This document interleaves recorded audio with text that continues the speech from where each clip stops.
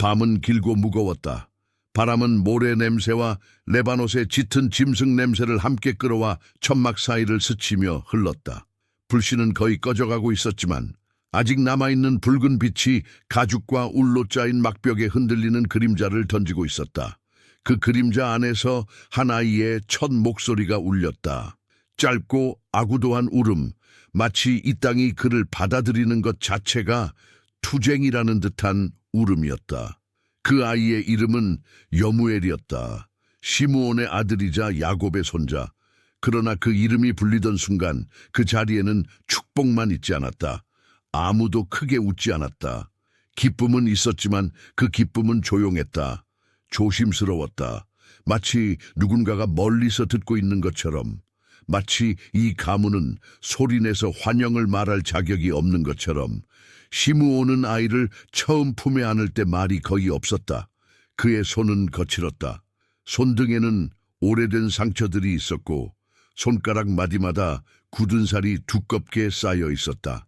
그는 그 손으로 어린 아들의 몸을 감싸며 아이를 올려다 보았다. 아이의 눈은 아직 제대로 뜨이지 않았고 숨은 가쁘게 떨렸다.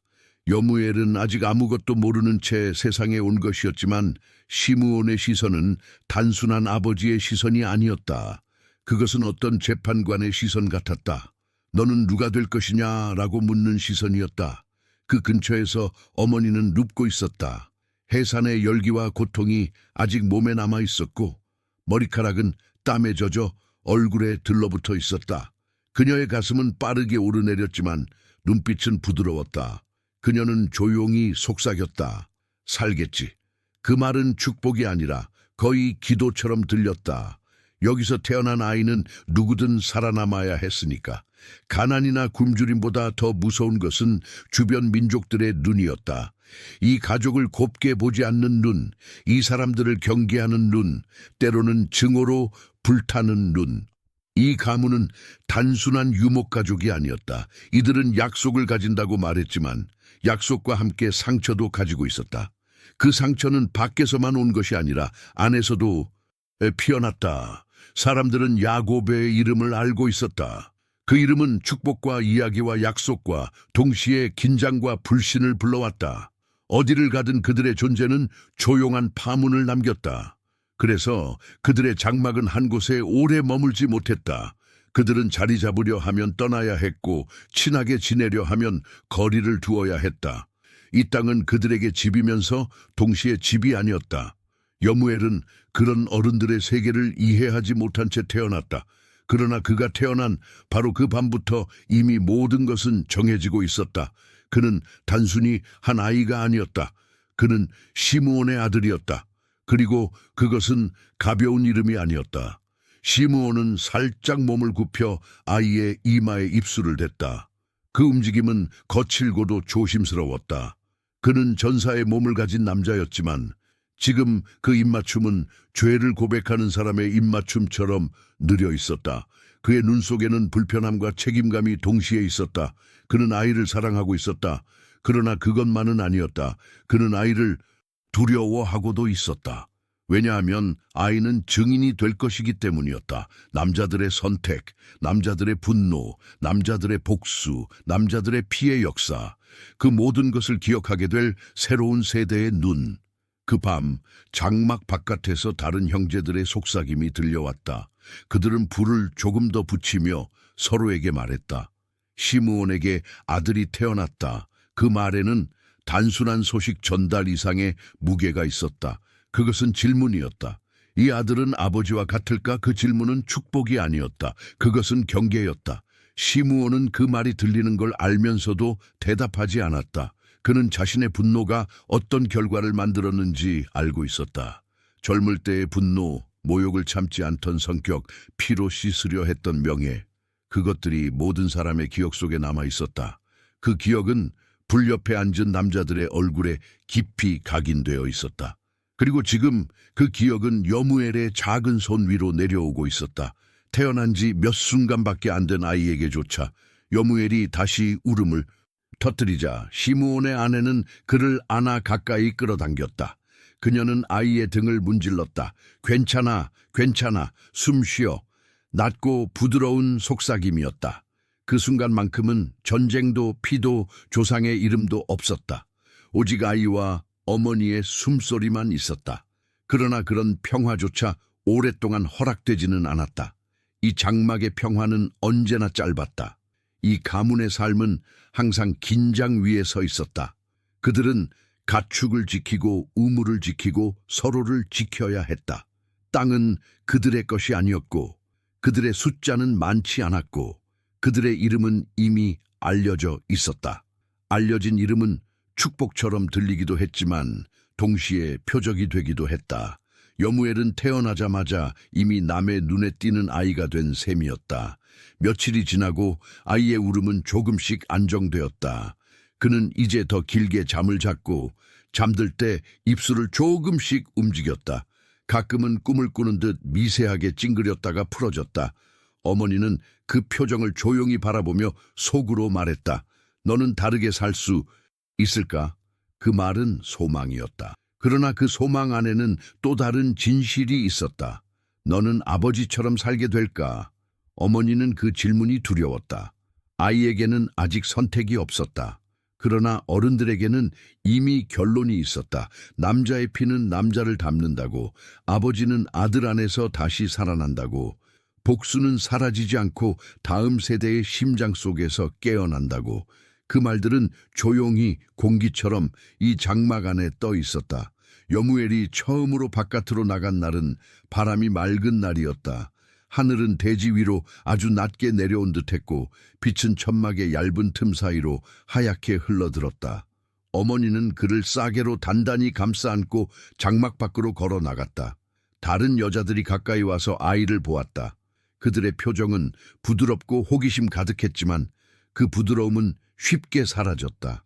그들은 한순간 미소를 보이다가 바로 다음 순간엔 조용해졌다. 그들의 눈빛도 묻고 있었다. 이 아이는 어떤 이름이 될까? 우리에게 기쁨이 될까? 위험이 될까? 여무엘은 아무것도 모른 채 숨을 쉬었다. 햇빛과 냄새와 먼지를 처음 맞는 얼굴로 눈을 찡그렸다. 그에게 세상은 너무 크고 너무 날카롭고 너무 밝았다. 그러나 어른들의 눈에 비친 세상은 정반대였다. 너무 좁고 너무 갑갑하고 너무 쉽게 무너질 수 있는 곳이었다. 시므온은 멀지 않은 곳에서 그 모습을 보고 있었다. 그는 다른 남자들과 서 있었다.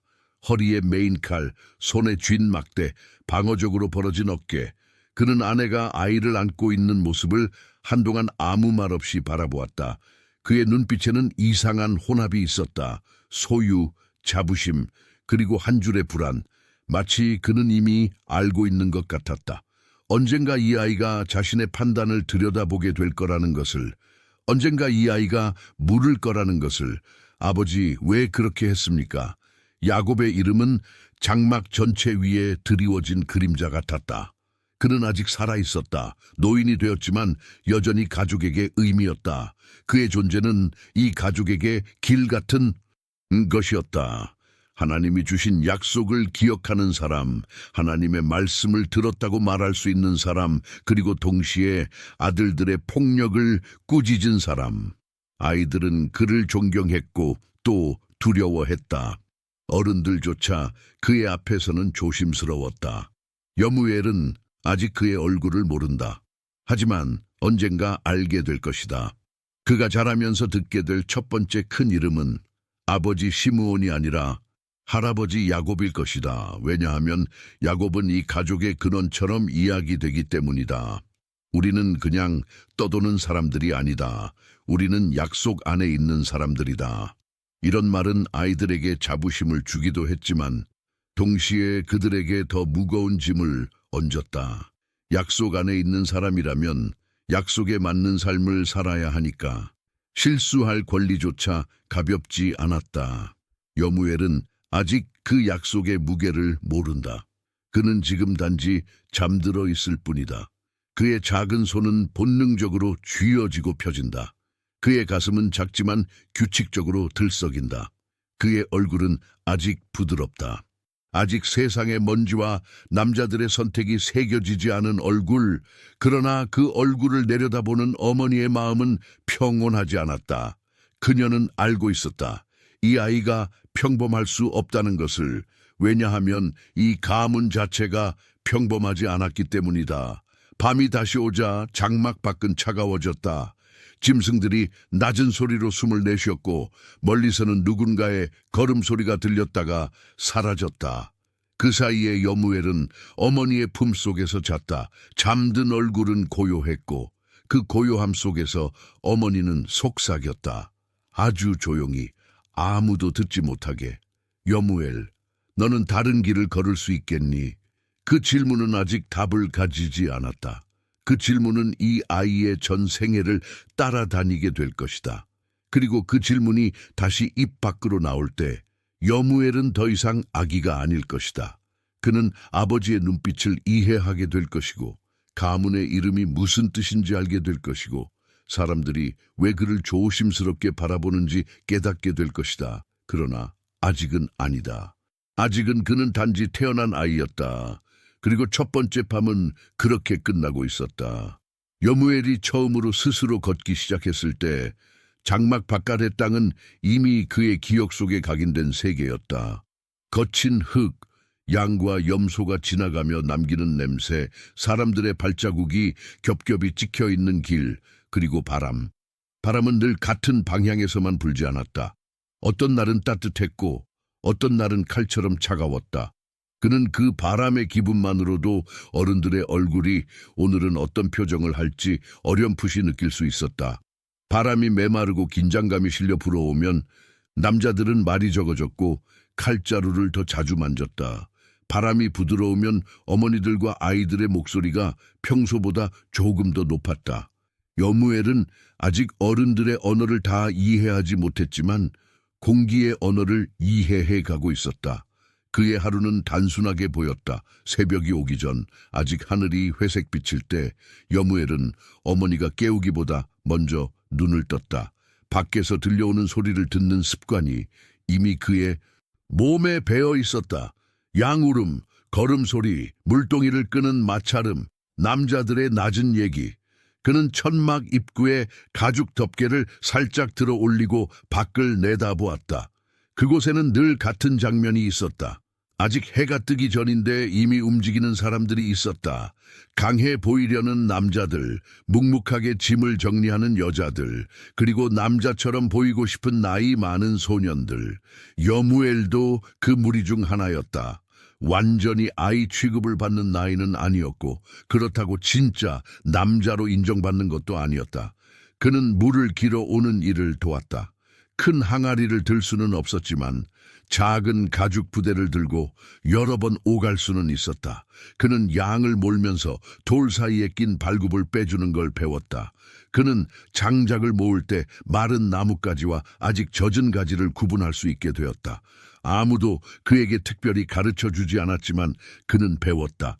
이곳에서는 배우지 못하면 살아남지 못했기 때문이다. 질문하는 것보다 보고 익히는 것이 빨랐다. 장막 가까이에서는 항상 조심해야 할 것들이 있었다. 칼, 불, 낯선 사람. 어머니는 늘 말했다. 불 가까이 오래 서 있지 마라. 불은 우리를 살리지만 우리가 잠깐만 방심해도 우리를 삼킨다. 칼 근처에 손대지 마라. 칼은 말이 없지만 기억한다.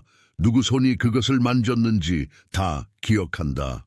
낯선 사람에게 가까이 가지 마라.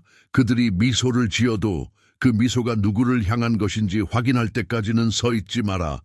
여무엘은 그 말을 외웠다. 그것은 단순한 훈계가 아니라 살아있는 규칙처럼 들렸다. 숨을 쉬는 것만큼 자연스럽고 필수적인 규칙. 그는 때때로 아버지 시므온을 멀리서 바라보았다. 가까이 가서 말을 걸 때도 있었지만 대부분은 거리를 두고 지켜보는 시간이 더 많았다. 시므온은 늘 주변을 살피는 사람이었다. 그는 다른 남자들처럼 웃으며 긴 시간을 보내지 않았다. 그의 대화는 짧았고 그의 시선은 언제나 움직였다. 마치 누군가가 다가오는 것을 기다리면서도 동시에 누군가가 떠나는 것을 막으려는 사람처럼. 여무엘은 그런 아버지를 이해하지 못했다. 하지만 그를 흉내내고 싶어 했다. 어느 날 해가 절반쯤 떠오른 시간이었다. 남자들이 가축대를 이동시키려는 중이었고 흙먼지가 천처럼 얇게 떠올라 햇빛을 뿌옇게 만들고 있었다. 여무엘은 시므온의 뒤를 조용히 따라갔다. 말없이, 숨도 최대한 소리 나지 않게. 그건 그만의 작은 놀이였다. 아버지처럼 걷기, 아버지의 발자국 안에 자신의 발을 맞춰보기. 하지만 그날은 시므온이 갑자기 멈췄다. 여무엘은 그대로 아버지의 등과 부딪혔다. 시므온은 뒤돌아보지도 않은 채 말했다. 왜 따라오느냐? 그 말투에는 부드러움이 없었다. 질문이라기보다 경계였다. 여무엘은 잠시 멈칫했다. 그는 이유를 생각해보려 했지만 이유를 설명할 수 없다는 걸 깨달았다. 그는 그냥 아버지 곁에 있고 싶었던 것뿐이었다. 하지만 이 가문에서 그냥이라는 말은 약했다. 약한 말은 쉽게 부서질 수 있었다. 그래서 여무엘은 다른 대답을 꺼냈다. 배우고 싶어서요. 그 말이 나오자 시므온은 천천히 그를 돌아보았다. 그 눈빛에는 놀람도 미소도 없었지만 전보다 덜 차가웠다. 여무엘은 그걸 느꼈다. 아주 작은 변화였지만 그는 그 변화를 기억했다. 그 순간 이후로 그는 자기 안에서 어떤 결정이 굳어지는 걸 느꼈다. 나는 아버지가 지키는 것들을 알아야 한다.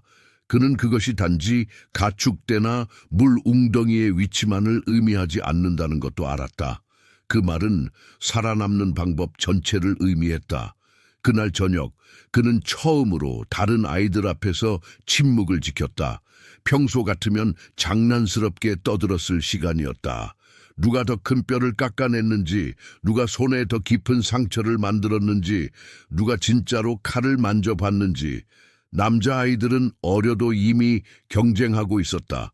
그들은 몸으로 먼저 인정받으려 했고 그 인정이 곧 안전이라고 믿었다. 여무엘도 그 안에 있었다. 그러나 그날은 다르게 느껴졌다. 그는 아는 척하지 않았다. 허세를 부리지도 않았다. 그는 그냥 조용히 앉아서 어른들의 말소리를 듣고 있었다. 이쪽으로 더 내려오면 우리는 곤란해진다. 여기서 오래 머물면 누가 냄새를 맡는다. 물은 충분하지만 물이 충분하다고 해서 사람들이 순해지는 건 아니다. 그 말들은 여무엘의 귀에 완전히는 닿지 않았다. 그러나 그 말투, 그 낮은 톤, 그 사이사이에 흐르는 긴장감은 닿았다. 그는 알았다. 어른들의 세상은 그냥 사냥하고 먹고 자는 곳이 아니었다. 어른들의 세상은 약속과 복수와 기억과 영역의 문제였다. 그리고 아이로 남는다는 건 그 세계에 들어갈 준비가 안 됐다는 뜻이었다. 그는 아이로 남고 싶지 않았다. 시므온은 아들에게 칼을 맡기지 않았다. 그건 허락되지 않은 것이었다. 여무엘은 그걸 알고 불평하지 않았다. 대신 그는 다른 걸 배웠다. 누가 거짓말을 할 때 목소리가 어떻게 바뀌는지, 누가 화를 참을 때 눈이 어디를 보는지, 누가 두려울 때 웃는지, 그리고 누가 싸우고 싶어 하면서도 먼저 손을 내리지 않는지. 그는 인간을 관찰하는 법을 배웠다. 싸우기 전에 읽는 법을. 어머니는 그런 여무엘을 조용히 지켜보고 있었다.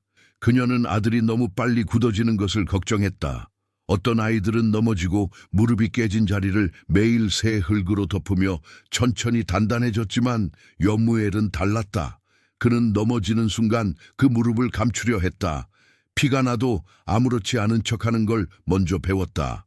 그것은 강함처럼 보였지만 어머니의 눈에는 그보다 더 깊은 것처럼 보였다. 두려움을 드러낼 공간조차 허락받지 못한 아이. 그게 그녀에게는 아팠다. 어느 날 밤 장막 바깥쪽에서 소란이 일어났다. 짐승 소리와 발자국 소리가 겹치며 급하게 몰려오는 기척이 있었다. 남자들의 목소리가 날카로워졌고 누군가는 등불을 더 가져와 라고 외쳤다. 여무엘도 일어났다. 그는 어머니의 손이 자기 어깨를 붙잡는 걸 느꼈다. 내르르 나가지 마. 어머니의 목소리는 단호했지만 여무엘은 이미 서 있었다. 그의 가슴은 두근거렸다. 두려움이었지만 그 두려움에는 이상하게도 끌리는 힘이 섞여 있었다. 마치 자신을 앞으로 밀어내는 낯선 손처럼. 아버지의 그림자가 장막 입구를 스쳤다. 그 순간 여무엘은 그 얼굴을 잠깐 봤다. 시므온의 얼굴은 화가 난 얼굴이 아니었다. 오히려 너무 침착해서 더 무서운 얼굴이었다. 눈동자는 어둠에 익숙해진 짐승처럼 미세하게 움직였고 턱은 굳어 있었고 입술은 거의 닫혀 있었다. 그는 이미 싸우려고 하고 있는 사람이 아니라 이미 결정을 끝낸 사람의 표정이었다. 그 표정은 여무엘의 기억 속에 깊이 새겨졌다. 잠시 후 소라는 가라앉았다. 큰 싸움은 일어나지 않았다. 몇 마리 가축이 겁에 질려 흩어졌을 뿐이었다. 그러나 그 짧은 순간은 여무엘에게 하나의 사실을 남겼다. 이 장막은 언제든 위협받을 수 있고 그 위협은 멀리 있지 않다는 것. 그리고 그 위협이 왔을 때 자신이 장막 안에만 있을 수는 없다는 것. 그날 새벽 하늘이 아직 파랗게 밝아오기 전 여무엘은 혼자 앉아 있었다. 다른 아이들은 자고 있었다. 장막은 조용했다. 짐승들만 낮은 숨을 내쉬고 있었다. 그는 무릎을 끌어안고 앉아 땅을 내려다보았다. 손가락으로 모래 위에 무언가를 그렸다. 그것은 칼 모양이었다. 얇고 길게 뻗은 선, 끝은 뾰족했다. 그는 그것을 바라보다가 손바닥으로 지워버렸다. 아직 아니다. 그는 속으로 말했다. 아직은 아니다. 그러나 마음속에서는 또 다른 목소리가 있었다. 하지만 곧이다. 시간은 흘렀고 여무엘은 더 이상 완전히 어린아이처럼 보이지 않았다. 어깨는 조금 더 넓어졌고 손등에는 작은 자잘한 상처들이 늘기 시작했다. 그 상처들은 실수의 흔적이 아니라 참여의 흔적이었다. 그는 이제 단순히 옆에 있는 아이가 아니었다. 그는 무언가를 맡기 시작한 아이였다. 다른 아이들이 그를 장난으로 밀치면 그는 예전처럼 쉽게 밀리지 않았다. 그리고 이상하게도 그를 밀던 아이들 중 몇 명은 이제 그를 먼저 살폈다. 그가 화를 내는지 조용히 있는지 받아줄지 거부할지 그건 작은 변화였지만 여무엘은 그 변화가 무엇을 의미하는지 알고 있었다. 자리를 잡아가는 것이다. 자리 없이 자라는 사람은 결국 사라진다. 이곳에서는. 그러나 그가 가장 크게 체감한 변화는 아버지의 시선이었다. 시므온은 여전히 말이 많지 않았지만 이제는 여무엘이 가까이 서 있어도 더 이상 왜 따라오느냐고 묻지 않았다. 그는 가끔 아주 짧게 말했다. 저쪽은 가지 마라. 거긴 우리가 지켜야 할 무리다. 혹은 너 혼자 돌아오지 말고 누구와 함께 움직여라. 아주 간단한 말들. 그러나 그 말들은 인정이었다. 너는 이제 지켜야 할 것을 알고 있어야 한다라는 선언이었다. 여무엘은 그것이 두 가지 의미를 동시에 가진다는 것도 알고 있었다. 그건 신뢰이자 부담이었다. 그는 아직 남자가 아니었다. 그러나 더 이상 단순한 아이도 아니었다. 어느 날 저녁 그는 자신의 손을 내려다보았다. 굳은 살이 막 생기고 있는 손. 어린 손도 아니고 아직 완전히 거칠어진 손도 아닌 사이의 손. 그는 그 손을 천천히 쥐었다가 폈다. 그러고 나서 아주 조용히 혼잣말처럼 말했다. 나는 누구의 아들이 될까? 그 질문은 단순한 혈육의 문제가 아니었다. 그는 진짜로 묻고 있었다. 나는 어떤 사람의 길을 이어갈 것인가? 시므온의 길인가? 아니면 다른 길인가? 아직은 대답할 수 없었다. 다만 한 가지는 분명해지고 있었다. 곧 그는 선택해야 할 것이다. 그리고 그 선택은 말로 하는 것이 아니라 행동으로 증명되어야 할 것이다. 밤이 길어질수록 불빛은 더 낮아지고 불빛이 낮아질수록 사람들의 목소리는 더 조용해졌다. 여무엘은 그 시간대를 좋아하면서도 무서워했다. 낮에는 모두가 바쁘다. 물을 옮기고 짐승을 지키고 이동할 준비를 하느라 말이 짧아진다. 감정이 깊어질 틈이 없다. 하지만 밤이 되면 특히 어린아이들은 잠들고 남자아이들마저 옆으로 밀려난 후에는 어른들이 옛 이야기를 꺼냈다. 그 이야기들은 단순히 옛날에 이런 일이 있었다가 아니었다.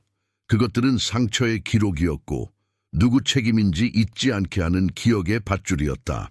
그리고 그 밧줄은 언제나 시므온과 그 옆에 있던 레위의 이름을 끌어올렸다. 처음 그 이야기를 들었을 때 여무엘은 아직 완전히 이해하지 못했다. 그는 단어들만 주었다.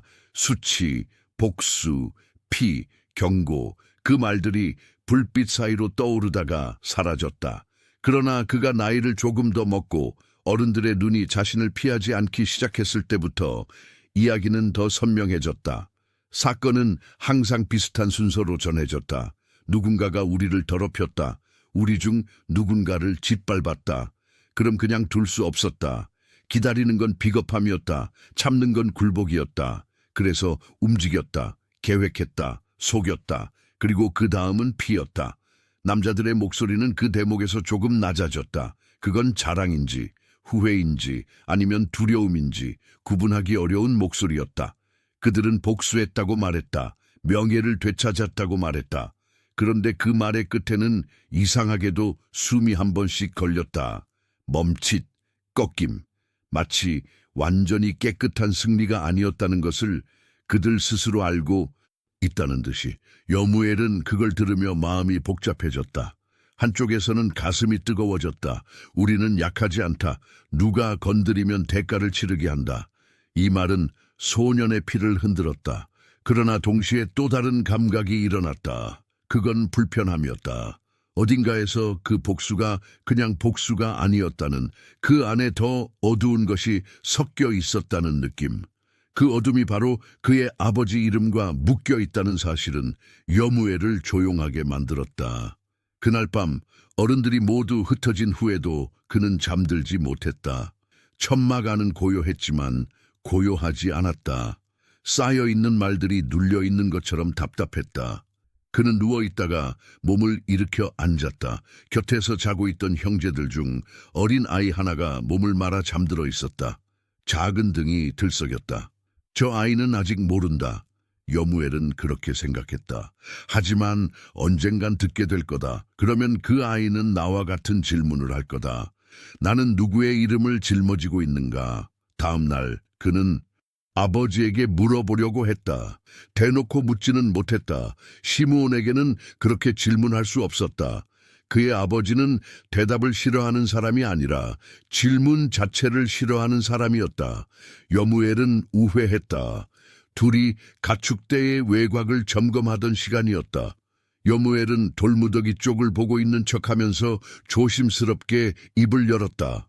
아버지, 그는 말했다. 사람들이 아버지 이름을 말할 때 목소리가 달라집니다. 시므온은 대답하지 않았다. 여무엘은 그걸 예상했다. 그래서 이어서 말했다. 두려워하는 것 같기도 하고 자랑하는 것 같기도 하고 근데 또 피하는 것 같기도 합니다. 그제서야 시므온이 움직였다. 그는 허리에 찬 칼을 만지지 않았다. 대신 땅에 발을 단단히 박고 한 손으로 무릎을 짚었다. 그리고 아주 짧게 여무엘을 보았다. 그 시선에는 피로가 묻어 있었다. 나이 때문만은 아닌 피로, 오래 눌러온 기억에서 나오는 피로였다. 사람들은 말이 길어지면 약해진다. 시므온은 말했다. 그래서 다 말하지. 않는다. 절반만 말한다. 절반은 숨긴다. 그리고 그 숨긴 절반이 나랑 관련 있습니까? 그 질문은 위험했다. 여무엘도 알았다. 그러나 이미 말은 나갔다. 그는 그 말이 도로 들어갈 수 없다는 걸 알면서도 눈을 돌리지 않았다. 시므온은 잠시 아무 말 없이 아들을 바라봤다. 그 침묵은 꾸짖음도 아니었다. 화도 아니었다. 오히려 낯선 종류의 인정 같았다. 그리고 그 다음에 나온 목소리는 평소보다 낮았다. 너는 내 피다. 시므온은 천천히 말했다. 사람들은 그걸 안다. 그래서 조심할 거고, 그래서 기대할 거다. 그 두 개는 다르지 않은 것처럼 보이겠지만 다르다. 기대요. 네가 약하게 굴지 않기를, 네가 의심받지 않기를, 네가 모욕당하고도 가만히 서 있는 사람으로 남지 않기를, 그게 사람들의 기대다. 그 말은 여무엘의 가슴을 치는 것처럼 들렸다. 한편으로는 자부심이었지만 동시에 족쇄 같았다. 너는 이렇게 해야 한다는 말과 다르지 않았다. 하지만 시므온은 덧붙였다. 그리고 그 하지만이라는 한마디가 여무엘의 마음을 붙잡았다. 아버지가 자신의 말에서 하지만을 사용하는 건 흔치 않았다. 사람들의 기대가 옳지는 않다. 여무엘은 그 말을 이해하려고 했다. 시므온은 더 자세히 설명하지 않았다. 그는 항상 그랬다.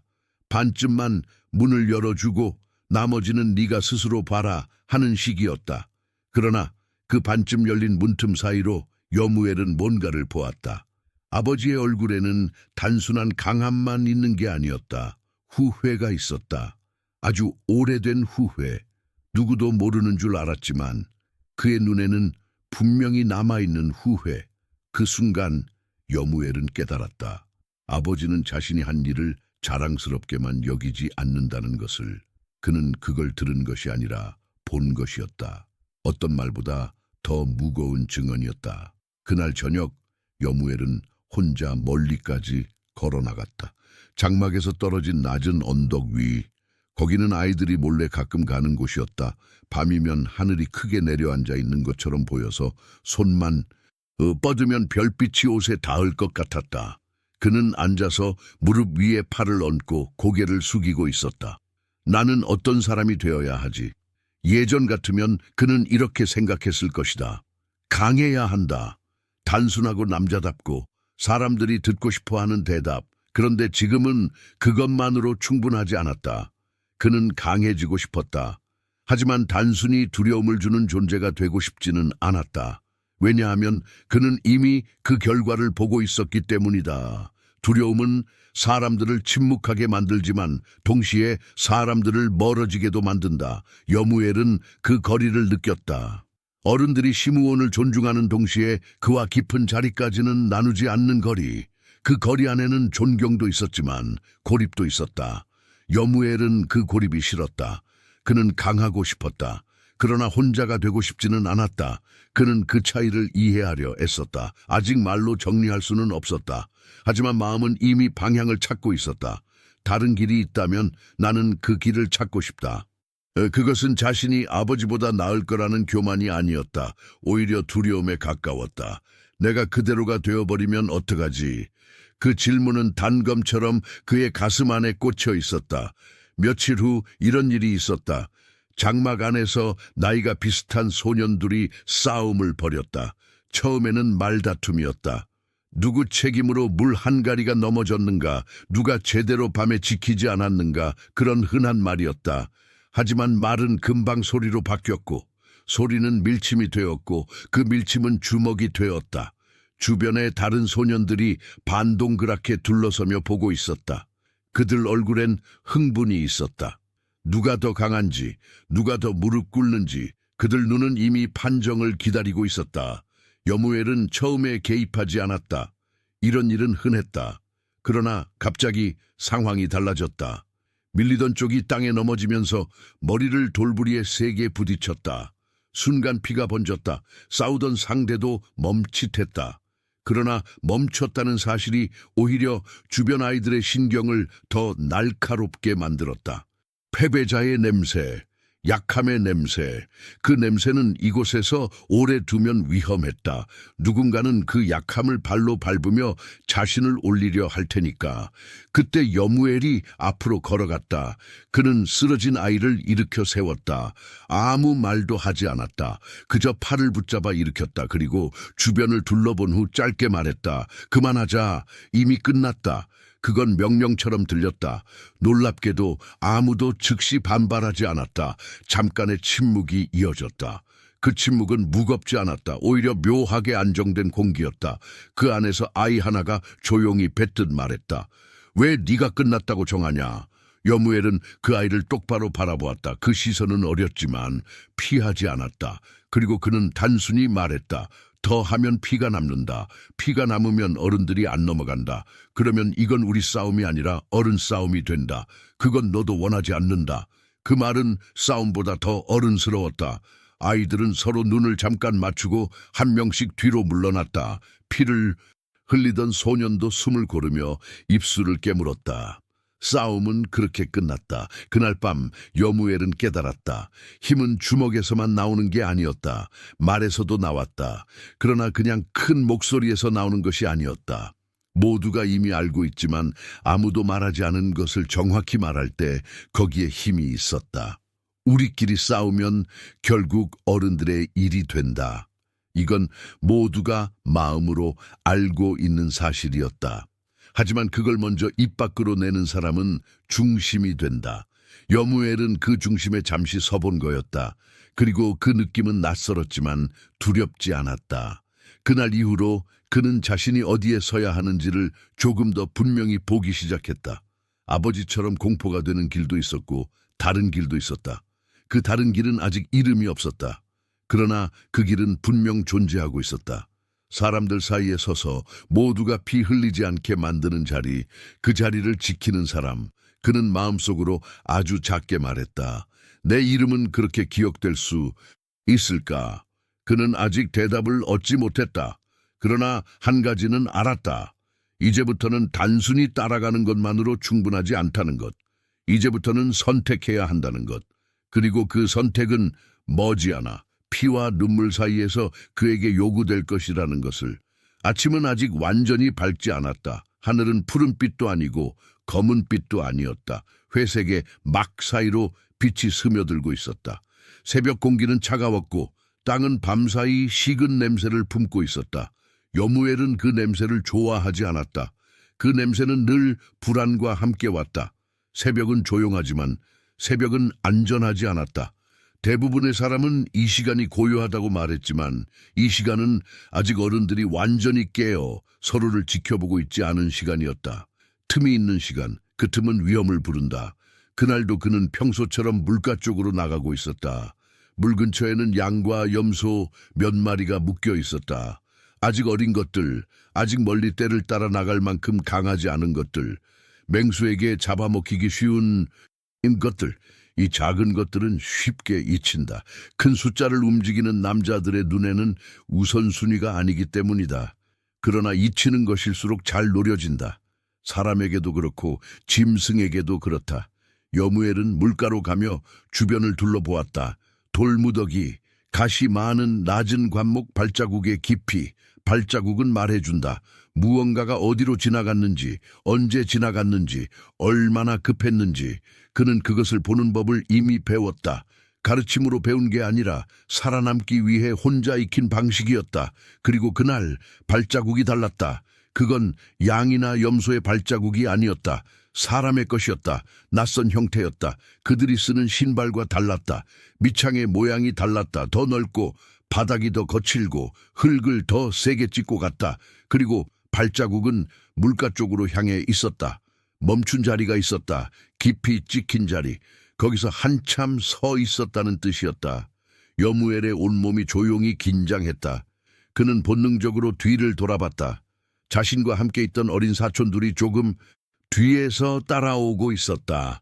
한 명은 아직 얼굴이 둥글고 선잠에서 완전히 깨지 않은 눈을 비비고 있었다.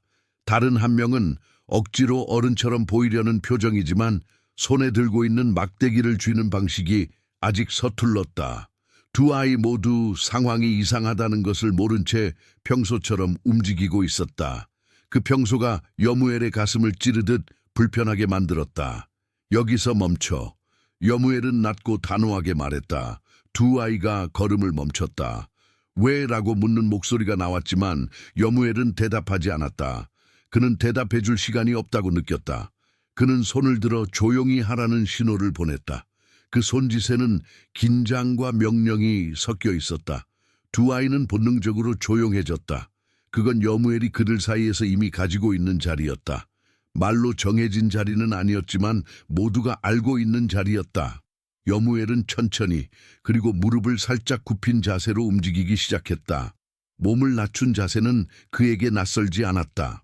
한밤중에 고개만 내밀고 장막 틈 밖을 살피던 습관, 소란이 나면 즉시 주위를 확인하던 훈련되지 않은 훈련, 그것이 그의 몸을 이미 만들어 놓고 있었다. 물가 근처에는 얕은 돌벽이 하나 있었다. 누군가가 일부러 쌓은 것도 아니었지만 오래 쓸려 남은 돌들이 반원처럼 모여 작은 경계를 만들고 있었다. 그 너머에서 낮은 목소리가 들렸다. 움직이지 마. 이 정도면 충분하다. 낯선 말투였다. 억양이 조금 달랐다.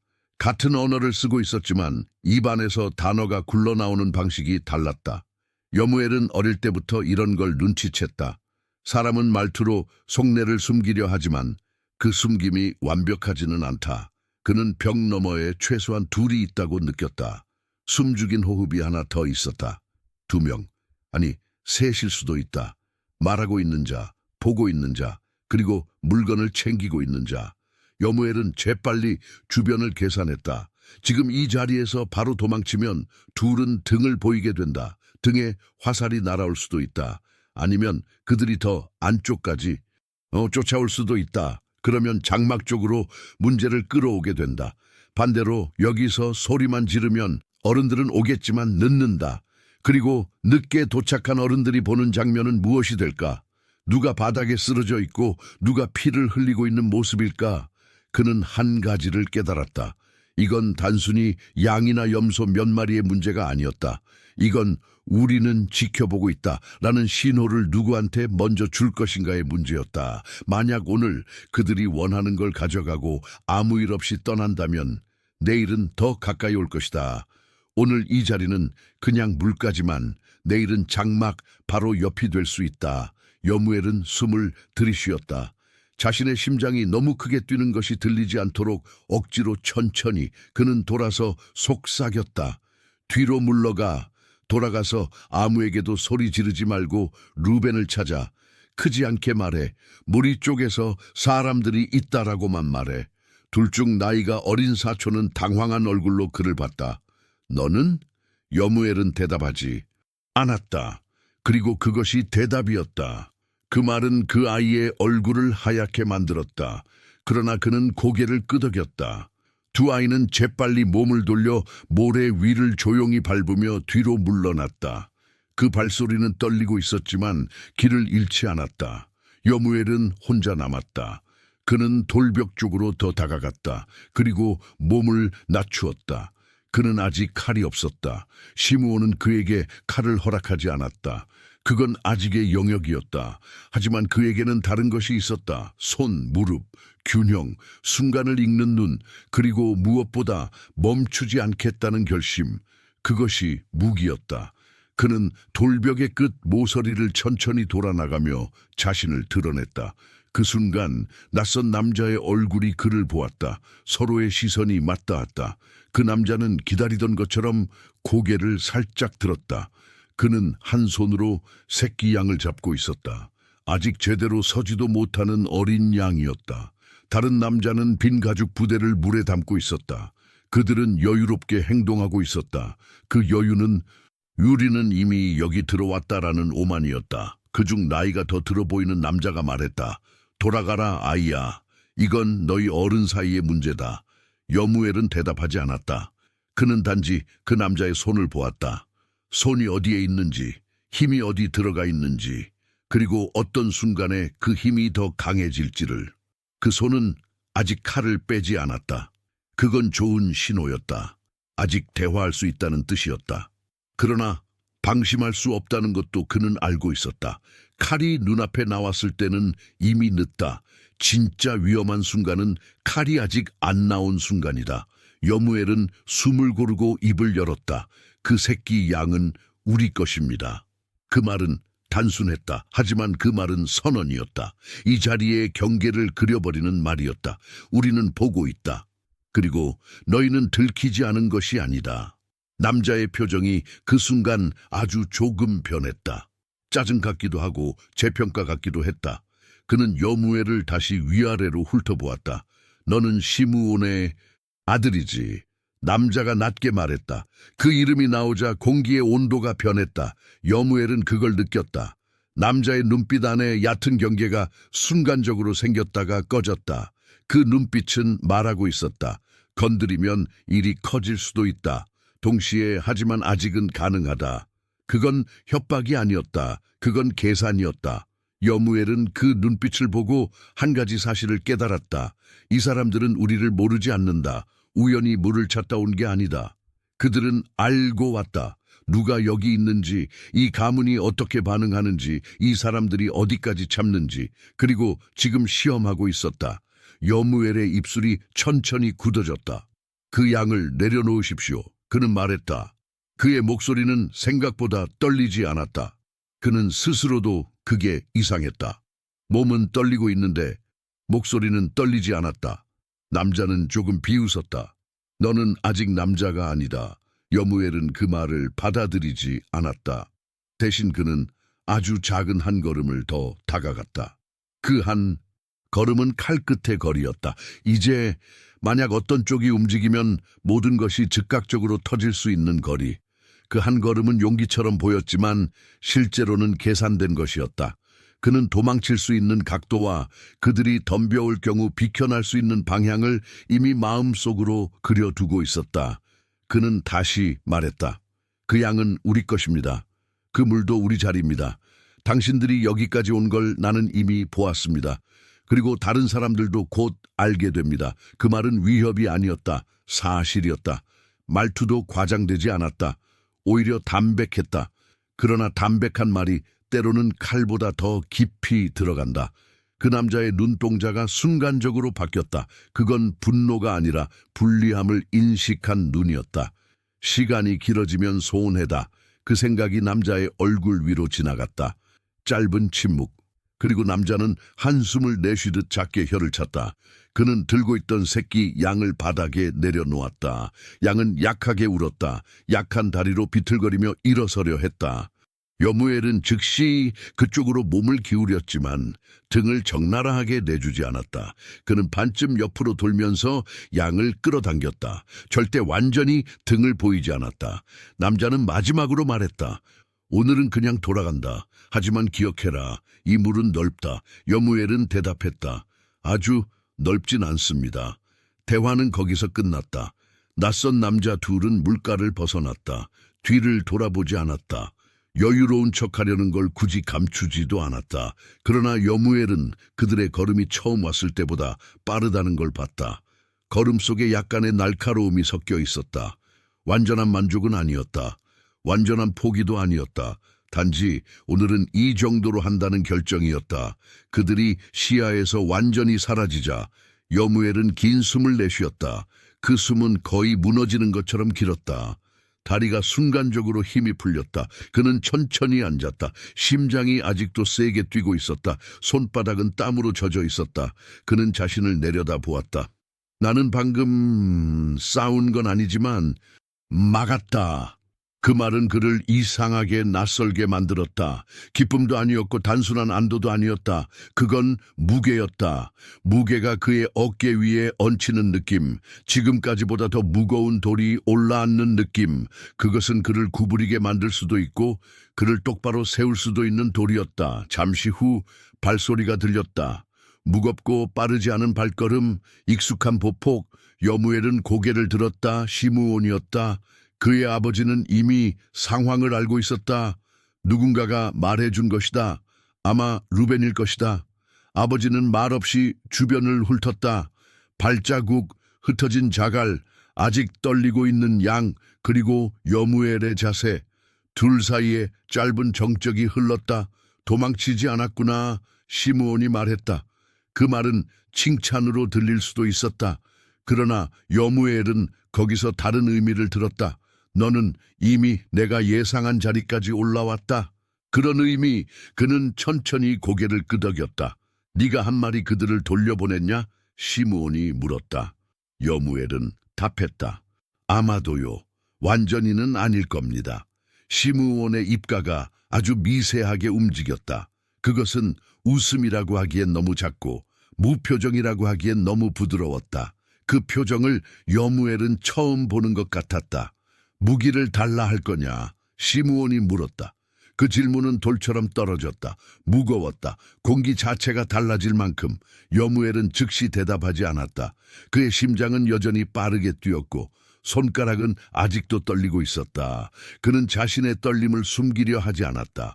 오히려 그 떨림을 느끼며 생각했다. 내가 지금 단순히 무서움을 덮으려고 칼을 원하는 건가? 아니면 내가 진짜로 지켜야 할 게 뭔지 이해해서 원하는 건가? 그는 마침내 고개를 들었다. 무기를 원합니다. 그가 말했다. 그리고 한번 숨을 쉬고 덧붙였다. 왜냐하면 싸우고 싶어서가 아니라 제가 책임질 자리를 피하지 않으려고요. 그 순간 시므온의 눈빛이 깊게 흔들렸다. 그것은 외부의 적을 바라볼 때의 눈빛이 아니었다. 그것은 과거를 떠올릴 때의 눈빛이었다. 오랜 그림자가 다시 깨어나는 눈빛, 자기 자신의 젊은 날을 보고 있는 눈빛. 시므온은 천천히 고개를 끄덕였다. 오늘 밤이 지나면 그가 낮게 말했다. 너는 그냥 소년으로 남지 못한다. 그 말은 약속이 아니었다. 선언이었다. 그리고 경고였다. 여무엘은 그 말의 의미를 이해했다. 완전히는 아니지만 충분히. 그는 조용히 대답했다. 알고 있습니다. 그날 오후부터 장막 안에서 여무엘을 바라보는 눈빛은 바뀌었다. 그 변화를 그는 즉시 느꼈다. 사촌들의 눈빛이 달라졌고 나이가 좀 더 많은 젊은 남자들의 태도도 변했다. 그들은 여무엘을 더 이상 단순히 시므온의 아들이라고만 보지 않았다. 그들은 이렇게 보기 시작했다. 스스로 서기 시작한 사람. 그러나 그와 동시에 또 다른 감각도 그에게 다가왔다. 그것은 조용한 압박이었다. 이제부터는 물러설 수 없다는 압박. 이제부터는 실수 하나가 전체를 위험에 빠뜨릴 수도 있다는 압박. 이제부터는 그의 침묵, 그의 말, 그의 걸음 하나가 모두 기록된다는 압박. 그것은 무거운 자리였다. 밤, 여무엘은 혼자 앉아 있었다. 손을 내려다보았다. 새끼 양의 천이 아직 남아있는 손. 그 손이 앞으로 더러워질지도 모른다는 것을 그는 알고 있었다. 그는 그 사실을 피해가지 않았다. 그는 마음속으로 아주 조용히 말했다. 나는 지키겠다. 그 말은 소리로 나오지 않았지만 완전한 맹세였다. 그리고 그것은 어린 시절의 마지막이었다. 그날 이후로 여무엘은 예전처럼 잠들지 못했다. 몸은 피곤했고 눈은 무거웠지만 마음은 여전히 깨어 있었다. 장막은 조용했지만 조용하지 않았다. 낮 동안 입 밖으로 나오지 못한 말들이 밤마다 그의 가슴 안에서 다시 일어났다. 바람이 가죽 덮개를 스치며 미세하게 흔들 때마다 그는 누가 다가오는지 확인하듯 고개를 들었다. 위협은 이미 지나갔지만 위협의 그림자는 떠나지 않았다. 그 그림자는 그의 어깨 위에 남아있었다.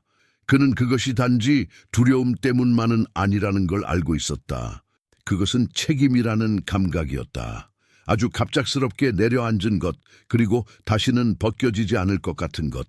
어제까지는 그 무게를 다른 사람들이 들고 있었다. 아버지, 사촌들, 나이가 많은 형들.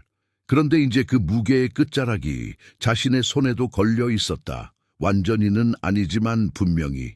그 감각 때문에 여무엘은 눈을 감을 수가 없었다. 어느 밤 모두가 잠든 뒤 그는 조용히 몸을 일으켰다.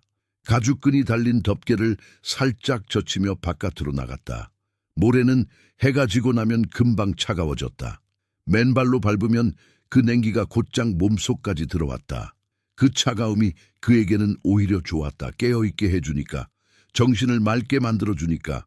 숨을 깊이 들이쉬면 밤 공기 속에는 재 냄새, 짐승 냄새, 마른 풀 냄새, 그리고 천천히 사라지고 있는 하루의 긴장 냄새가 섞여 있었다. 여무엘은 장막들 사이를 조용히 지나 멀리까지 걸어갔다. 낮에 아이들이 몰래 올라가서 하늘을 보던 낮은 둔덕. 그는 그 언덕 위에 다시 앉았다. 무릎을 세우고 두 팔을 걸고 그 위에 이마를 기댔다. 그렇게 몸을 작게 말아서 앉으면 세상이 잠시 멈춘 것처럼 느껴졌다. 아무도 그를 부르지 않았다. 아무도 그에게 묻지 않았다. 그것은 그에게 허락된 거의 유일한 고요였다. 하지만 그 고요 속에서 그는 혼자가 아니었다. 그는 자신 안에서 들려오는 목소리를 듣고 있었다. 낮 동안 억눌렀던 생각들이 밤이 되면 비로소 말을 갖기 시작했다. 너는 정말 준비된 것이었나? 오늘은 네가 버텼지만 다음에는 네가 쓰러지는 쪽이 될 수도 있다. 네가 멈추라고 했던 그 싸움들, 언젠가 너도 멈추지 못하게 될 순간이 온다면 그 목소리들은 모두 여무엘 자신의 것이었다. 바깥에서 온 비난이 아니었다. 스스로를 재는, 스스로를 신문하는 목소리였다. 그건 그를 괴롭혔지만 동시에 그를 곧게 세웠다. 자신을 속이지 못하게 만들었기 때문이었다. 그는 자신이 강하다고 믿으려 하지 않았다. 그는 알아야 했다. 어디까지 할 수 있는지, 어디까지 버틸 수 있는지, 어디서부터 무너질 수 있는지. 그는 속으로 말했다. 나는 아직 두렵다. 그 말은 그를 부끄럽게 하지 않았다. 오히려 그 말이 입 안에서 모양을 갖자 숨이 조금 더 깊어졌다. 두려움은 그에게 빠져나가야 할 것이 아니었다. 오히려 자리를 잡아야 할 것이었다. 두려움을 모른 척하는 사람은 무모해지고 무모해진 사람은 오래 서 있지 못한다는 것을 그는 본능적으로 알고 있었다. 그가 아버지의 얼굴에서 보았던 그 오래된 그림자, 그것은 무모함의 값이었다. 그는 하늘을 올려다보았다. 별들은 낮보다 훨씬 더 가까이에 있었다. 하늘은 깊게 내려앉아 있었고 조용한 거대한 장막처럼 머리 위에 펼쳐져 있었다. 그 하늘 아래에서 그는 아주 오래된 무언가에 닿는 느낌을 받았다. 조상들이도 똑같은 하늘을 본 적이 있었겠지. 할아버지의 아버지도, 그리고 그 이전도. 그들이 그 하늘을 보며 무슨 소리를 들었을까? 분노만 들었을까? 아니면 위로도 들었을까? 그는 할아버지 야곱의 이야기를 떠올렸다. 그 이야기는 늘 조용한 목소리로 시작되곤 했다. 야곱은 강한 사람으로만 이야기되지 않았다. 야곱은 약했던 사람, 도망쳤던 사람, 밤에 혼자 떨며 누웠던 사람으로도 이야기되었다.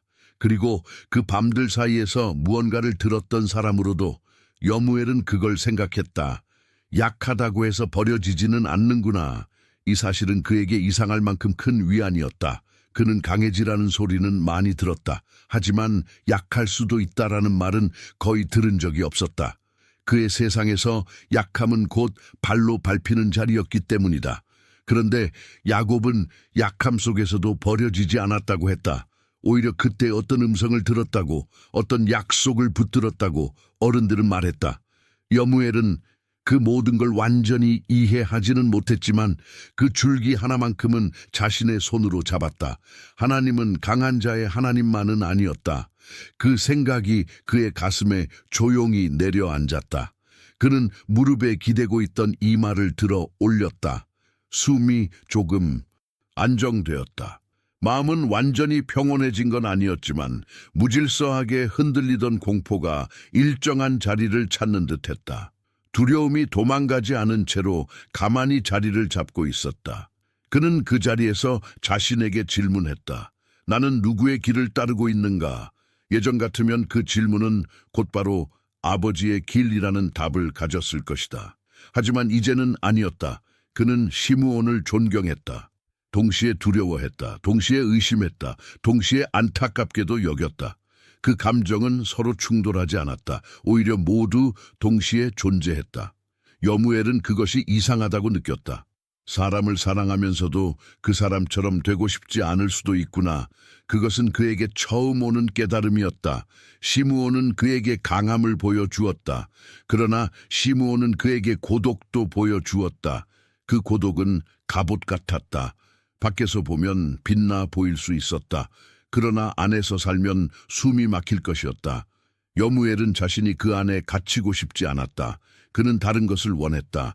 그는 한 사람의 무서움으로 무리가 지켜지는 그림보다 서로가 서로를 지키는 무리의 그림을 원했다. 그건 단순한 이상이 아니었다.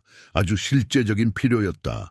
한 사람에게만 기대는 무리는 그 한 사람이 무너지면 같이 무너진다. 그리고 그는 이미 그 무너짐의 위험을 느끼고 있었다. 시므온의 어깨는 넓지만 영원히 넓지는 않다. 그 어깨는 이미 조금씩 내려앉고 있었다. 뼈의 움직임이 느리게 변하고 있었다. 여무엘은 그걸 알고 있었다. 다른 누구보다 가까이서 보고 있었기 때문에 그래서 그는 결심했다. 나는 혼자 서는 사람만은 되지 않겠다. 그 결심은 자신을 영웅으로 만들겠다는 오만이 아니었다. 오히려 그 반대였다. 모든 것이 내게 달렸다라는 생각을 거부하는 결심이었다. 그 무게는 사람을 부러뜨린다. 그는 부러지고 싶지 않았다.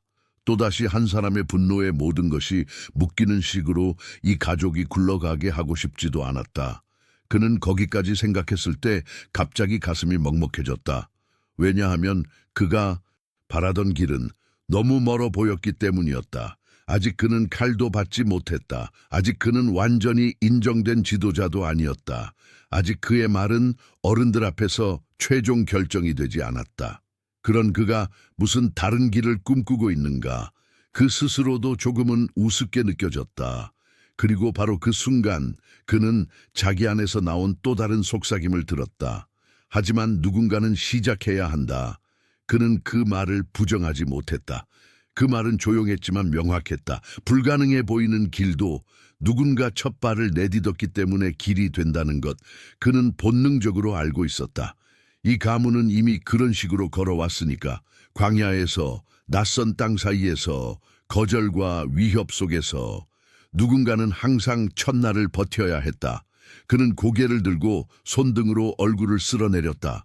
눈에 맺힌 긴장과 피로를 닦아냈다. 그리고 아주 짧은 기도를 하듯 그러나 이름을 직접 부르지는 않은 채 속으로 말했다. 내가 미움 안에서만 기억되는 사람이 되지 않게 하소서. 그 말은 낮지 않았다. 조용했지만 선명했다. 그는 누구에게 하는 말인지 알면서도 끝까지 그 이름을 소리내지 않았다. 그건 아직 두려웠다. 아직 입술로 부를 만큼 자신을 확신하지 못했다. 그건 솔직한 두려움이었다. 그러나 그 두려움 속에도 이미 방향이 있었다. 그는 부르지 않으려는 것이 아니라 올바르게 부르고 싶었다. 그는 언덕에서 일어나 천천히 장막으로 돌아왔다. 발자국을 가능한 조용하게 남기려 했다. 장막 가까이에 다다를 즈음 한 그림자가 그를 기다리고 있는 걸 그는 뒤늦게 알아차렸다. 그는 반사적으로 멈췄다. 그림자는 움직이지 않았다. 그리고 낮은 목소리가 들렸다. 너는 자고 있어야 할 시간이다. 시므온이었다. 여무엘은 어둠 속에서 아버지의 얼굴을 완전히 읽을 수는 없었다.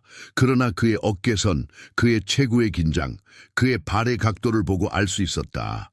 시므온은 화가 나 있지 않았다. 추궁하려는 것도 아니었다. 그는 단지 서 있었다. 지켜보고 있었다. 그건 여무엘에게 이상한 감정을 불러일으켰다. 마치 자신이 혼자가 아니었다는 것을 확인시키는 존재, 불편하지만 동시에 안심이 되는 존재. 잠이 오지 않습니다. 여무엘은 말했다. 왜? 여무엘은 잠시 망설였다. 그러나 숨기지 않기로 했다. 그는 이제 아버지와 거래하듯 말하고 싶지 않았다. 그는 더 이상 괜찮습니다. 라고 말하고 싶지 않았다. 그는 작게 그러나 솔직하게 말했다. 아버지, 나는 내가 피를 부르게 될까봐 두렵습니다. 그 말이 떨어지자 공기는 아주 깊게 가라앉았다. 바람 소리마저 한순간 멈춘 것처럼 느껴졌다. 여무엘은 자신이 너무 깊이까지 말해버린 건 아닌지 순간 후회했다. 그러나 시므온은 그를 꾸짖지 않았다. 대신 아주 오랜 침묵 끝에 한마디만 남겼다.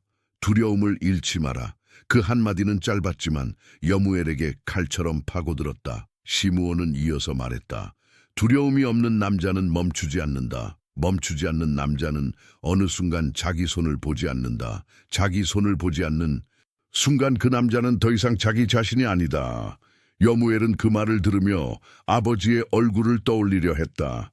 낮의 얼굴, 싸울 준비를 한 얼굴, 그리고 아무도 모르게 지나가는 후회의 그림자. 그리고 그는 깨달았다. 지금 이 말은 아버지가 아들에게 가르침을 주는 말이 아니었다. 이것은 아버지가 자기 자신에게 하는 말이기도 하다는 것을. 그는 조용히 고개를 끄덕였다. 네가 그걸 계속 가지고 있으면, 시므온은 낮게 말했다. 너는 나처럼 되지 않을 수도 있다. 그 말은 칭찬처럼 들리지 않았고 경고처럼도 들리지 않았다. 그것은 거의 인정에 가까웠다. 그리고 그것은 여무엘의 가슴을 깊게 울렸다. 왜냐하면 그 순간 여무엘은 처음으로 이해했다. 아버지는 자신이 반복되기를 원하지 않는다는 것을. 아버지는 자신이 아버지로서 남기를 원했다. 그림자로서가 아니라. 그 깨달음은 여무엘에게 이상한 편곤을 가져왔다. 완전한 평화는 아니었다. 불안은 여전히 남아있었고 위험은 여전히 가까웠다. 그러나 그는 적어도 방향을 가진 불안 속에 있었다. 방향 없는 불안은 사람을 미치게 한다. 방향 있는 불안은 사람을 깨운다. 그는 아버지를 바라보며 작게 말했다. 저는 지키고 싶습니다. 우리를. 그 말은 싸우고 싶습니다. 와는 다른 말이었다. 시므온도 그 차이를 이해했다. 시므온은 고개를 천천히 끄덕였다. 그러면 그가 말했다. 너는 내 아들이면서도 나와는 다른 사람이 될 거다. 그 밤 여무엘은 장막으로 돌아가 눕고 나서도 한동안 눈을 감지 않았다. 그러나 이번엔 잠들지 못해서가 아니었다. 잠들 수 있다는 확신이 들어서였다. 그는 마지막으로 속으로 말했다. 나는 내가 누구인지 정하기 시작했다. 그리고 그는 조용히 눈을 감았다. 아침은 이전과 다르게 시작되었다. 예전에는 눈을 뜨면 먼저 움직이는 사람들을 따라가면 됐다. 누군가 이미 불을 피우고 있었고, 누군가는 이미 가축을 묶고 있었고, 누군가는 물을 나르고 있었다. 여무엘은 그 흐름 속에 들어가 움직이면 됐다. 그러나 이제 사람들의 눈이 먼저 그를 찾았다. 그게 달랐다. 그는 아직 누가 정식으로 그에게 어떤 자리를 맡겼다고 들은 적이 없었다. 아무도 이제 네가 책임을 져라 라고 선언하지 않았다. 그럼에도 불구하고 조용하게 실린 것들이 있었다. 그것은 말보다 무겁고 말없이 전해지는 자리였다. 그 무게는 아주 실질적인 방식으로 다가왔다. 오늘 이쪽 길로 양떼를 내보내도 되겠냐? 어젯밤에 발자국을 본 적이 있냐? 물이 아직 괜찮나? 예전에는 이런 질문이 여무엘에게 오지 않았다. 이런 질문은 시므온에게 갔고 나이가 더 있는 형제들에게 갔다. 그런데 이제 사람들이 그에게 물었다. 그들은 그걸 물어본다라고 생각했겠지만 여무엘에게 그것은 결정을 요구한다였다. 대답한 순간 그 말이 그대로 선택이 된다. 그의 말은 더 이상 의견이 아니었다. 그의 말은 방향이 되었다. 그는 그 사실이 무서웠다. 아침 햇빛이 낮은 각도로 장막들을 비스듬하게 비추던 시각, 여무엘은 가축대를 살피러 움직였다. 그 옆에는 시므온이 있었다. 예전 같으면 시므온은 직접 앞에 서고 여무엘은 그 뒤를 따라오는 그림자였다. 하지만 오늘은 달랐다. 시므온은 아주 약간 뒤에 있었다. 아주 작은 차이였지만 그 차이가 여무엘의 등에 불처럼 닿았다. 그건 시험이었다. 그러나 단순한 시험이 아니었다. 그것은 물러남이었다. 시므온도 알고 있었다. 자신의 어깨가 이전과 같지 않다는 것을, 자신의 이름만으로 문제를 다 막을 수 없는 순간이 조금씩 늘어나고 있다는 것을. 여무엘은 그걸 느꼈다. 아버지의 걸음은 여전히 단단했지만 깊숙한 곳에서 피로가 올라오는 리듬이 있었다. 예전에는 하루에 한 번도 표정이 느슨해지는 순간이 없었지만 요즘은 아주 짧은 순간, 아주 작은 숨 사이에서 그런 빈틈이 보였다. 그것은 두려운 모습이 아니라 슬픈 모습이었다. 여무엘은 생각했다. 나는 서야 한다. 그런데 내가 서는 건 아버지를 밀어내는 게 아니라 아버지를 받쳐주는 거여야 한다. 그는 그것을 말로 정리하지 못했지만 마음으로는 알고 있었다. 누군가를 대신해서 일어서는 것과 누군가와 함께 버티기 위해 일어서는 것은 다르다. 첫 번째는 빼앗는 것이고 두 번째는 지탱하는 것이다. 여무엘은 두 번째가 되고 싶었다. 그날 낮 내부에서 작은 일이 벌어졌다. 외부의 적이 아니었다. 물가의 낯선 발자국도 아니었다. 더 조용하고 더 위험한 일이었다. 내부의 금이 보이기 시작했다. 처음은 사소했다. 양떼의 순서를 두고 말이 나왔다. 이 그룹은 어제 우리 쪽에서 지켰으니까 오늘은 우리가 먼저 물가로 가야 한다. 아니, 어제는 너희가 늦게 나왔으니까 사실상 우리가 더 오래 있었다. 평소에도 있는 말 다툼이었다. 그러나 이번에는 말의 바닥에 다른 것이 깔려 있었다. 왜 이제부터 네가 정하느냐? 그 말은 여무엘에게 한 말이었다. 그 목소리를 낸 사람은 그의 사촌 중 하나였다. 나이 차이는 크지 않았고 힘도 비슷했다. 그 사촌은 여무엘과 같이 자라며 같은 땅을 밟고 같은 소리를 들으며 컸다. 둘은 함께 불 옆에 앉아 어른들 이야기를 엿들었고 함께 몰래 빵 조각을 나누어 먹었다. 그런데 지금 그의 사촌의 눈에는 낯선 거리가 있었다. 너무 빨리 생겨버린 거리. 그건 질투만이 아니었다. 두려움이었다. 만약 이 자리에서 내가 밀려나면 나는 어디로 서야 하지? 라는 두려움. 그 두려움은 곧 공격이 된다. 여무엘은 그걸 알고 있었다. 사촌은 더 강하게 말했다. 사람들이 너한테 묻는다고 해서 네가 우리 위에 있는 건 아니다. 주변에 있던 다른 젊은 남자들이 고개를 돌렸다. 모두 아무 말도 하지 않았다. 그러나 아무 말도 하지 않는 그 침묵 자체가 이미 둘의 싸움을 둘러싼 원처럼 자리를 만들고 있었다. 이건 단순히 물순서 싸움이 아니었다. 이건 누가 중심에 서느냐의 싸움이었다. 여무엘은 즉각적으로 알아챘다. 만약 지금 잘못 움직이면 여기서 피가 돈다. 피가 돌면 어른들이 개입한다. 어른들이 개입하면 이건 더 이상 소년들 사이의 긴장이 아니라 집안의 쪽 갈라짐이 된다. 그리고 집안이 갈라지는 건 외부의 위협보다 훨씬 빠르게 무너진다. 순간 여무엘은 시므온의 말을 떠올렸다. 두려움을 잃지 마라. 그래서 그는 즉각적으로 싸우지 않는 길을 택했다. 물러선다는 뜻이 아니었다. 무릎을 굽히는 것도 아니었다. 오히려 반대로 자리를 고정시키는 방식이었다. 여무엘은 한 발 앞으로 걸어갔다. 사촌과의 거리를 줄였다. 도망칠 수 없게 피하지 않는다는 것을 몸으로 먼저 보여주었다. 그리고 침착하게 말했다. 내가 정하려는 게 아니다. 내가 어제 밤부터 지켜보고 있었기 때문에 말하는 거다. 내 무리가 어제 더 오래 나가 있었다. 맞다. 그러니까 오늘은 내 무리가 먼저 쉰다. 쉬는 것도 지키는 거다. 사촌의 표정이 잠깐 흔들렸다. 여무엘은 그 틈을 놓치지 않았다. 그는 바로 이어서 말했다. 그리고 네가 지킨 건 다들 봤다. 나는 그걸 부정하지 않는다. 그 말은 단순했지만 매우 조심스럽게 놓인 말이었다. 여무엘은 사촌에게 인정의 자리를 주었다. 네오는 필요 없는 사람이 아니다라는 말. 그는 빼앗으려 하지 않았다. 그걸 본 순간 주변의 다른 젊은 남자들의 표정이 조금 풀렸다. 이건 위에 선 사람과 아래 있는 사람의 대립이 아니라 서로가 맞는 구역의 분배로 들리기 시작했다. 여무엘은 숨을 쉬며 사촌의 얼굴을 계속 바라봤다. 피하지 않고. 하지만 자존심을 꺾으려는 기색 없이. 사촌은 결국 시선을 떨구고 짧게 고개를 돌렸다. 그래, 오늘은 그렇게 하자. 그 한마디로 끝났다. 싸움은 올라가기 전에 멈췄다. 피는 흐르지 않았다. 장막의 안쪽은 찢어지지 않았다. 모두는 원래 하던 일을 계속할 수 있었다. 그러나 여무엘은 알았다. 이건 단 한 번의 대화가 아니었다. 이건 시작이었다.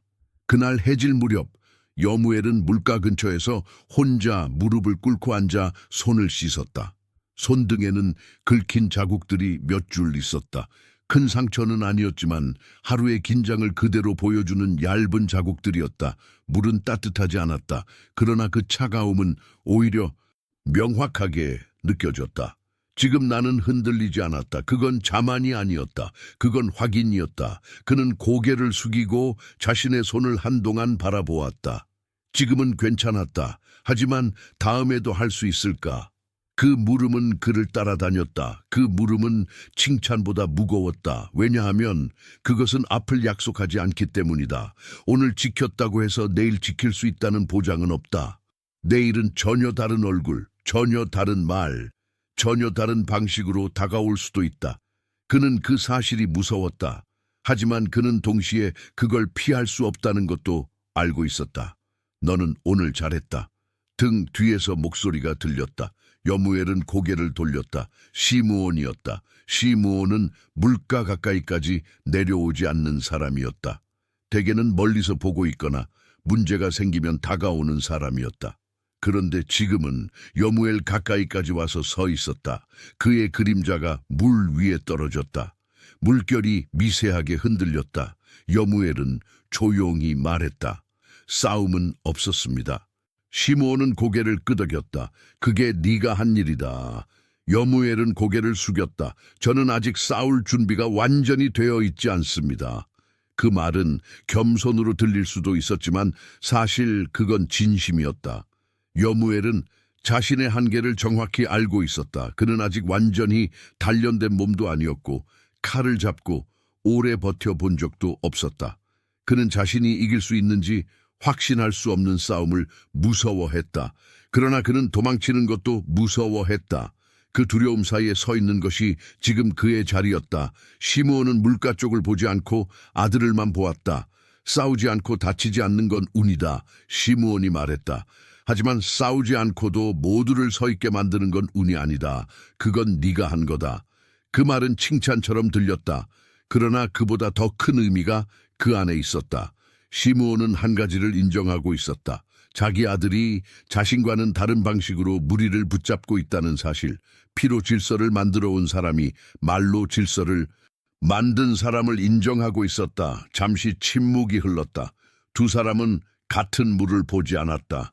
같은 하늘도 보지 않았다. 같은 공기를 마실 뿐이었다. 그러나 그 공기 속에는 무언가 옮겨지고 있었다. 책임, 자리, 이름, 그 모든 것이 말없이 옮겨지고 있었다. 그리고 시몬이 낮게 물었다. 무겁냐? 여무엘은 대답하지 못했다. 그는 입을 열었다가 닫았다. 아무 말도 하지 않았지만 그 침묵 자체가 대답이었다. 시므온은 고개를 아주 천천히 끄덕였다. 무거운 건 맞다. 그는 이어서 더 조용히 말했다. 하지만 무거운 것을 혼자 들려고 하지 마라. 혼자 들면 부러진다. 부러지면 그 틈으로 다른 것들이 들어온다. 그 틈은 집안을 찢는다. 네가 그걸 막아라. 네 몸으로 막으라는 말이 아니다. 서로가 서로를 붙들게 만들어라. 그게 내 일이다.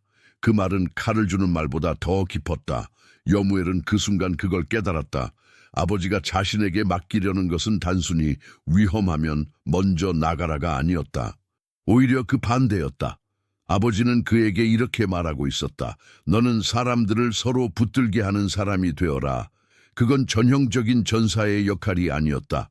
하지만 어쩌면 그보다 더 어려운 역할이었다. 그날 밤 여무엘은 장막으로 돌아가기 전 마지막으로 하늘을 올려다보았다. 별은 어젯밤과 똑같이 박혀 있었지만 그 아래에 서 있는 자신은 어제와 같지 않았다. 그는 아직 어른이라 불리진 않는다. 그러나 이제 누구도 그를 아이로 부르지 않았다. 그는 속으로 아주 짧게 말했다. 나는 지키겠다. 하지만 혼자 지키지 않겠다. 그 다짐은 조용했지만 분명했다. 그리고 그 다짐은 곧 시험대에 오르게 될 것이다. 햇빛은 여전히 같은 색으로 장막 위에 떨어졌지만 공기는 더 이상 같지 않았다. 며칠 전까지만 해도 사람들 사이에는 조용한 협의가 있었다. 누구의 양떼가 어느 쪽으로 나가고, 누가 오늘 물을 먼저 쓰고, 누가 밤에 둘러보고, 누가 새벽을 지키는지. 서로 조금씩 불만은 있었지만 그 불만은 안쪽에서 눌러졌고 겉으로는 유지되었다. 질서라 부를 만큼 단단하지는 않았지만 적어도 금은 아니었다. 그런데 균열은 조용히 온다. 균열은 누군가가 칼을 뽑는 소리로 시작되지 않는다.